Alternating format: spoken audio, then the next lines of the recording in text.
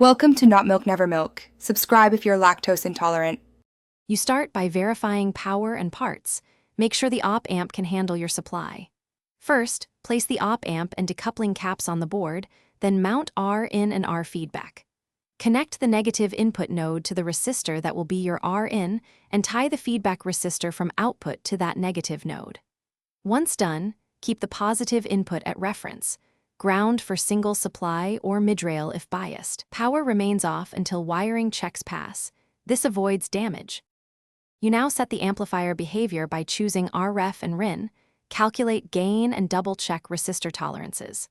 Once resistor values are placed, route the input signal through R in to the inverting node, and if using single supply, add the bias network or virtual ground so the op amp can swing. Make sure to include input coupling capacitors when blocking DC and keep traces short to minimize noise.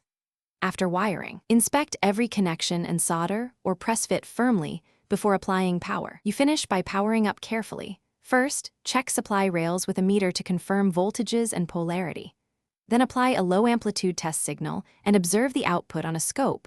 Confirm inversion and the predicted amplitude from RF/RIN. If the amplifier oscillates or behaves oddly, reduce bandwidth. Add a small capacitor across RF or improve supply decoupling close to the op amp. Make sure grounds are solid. When stable, run your full signal tests and lock down connections.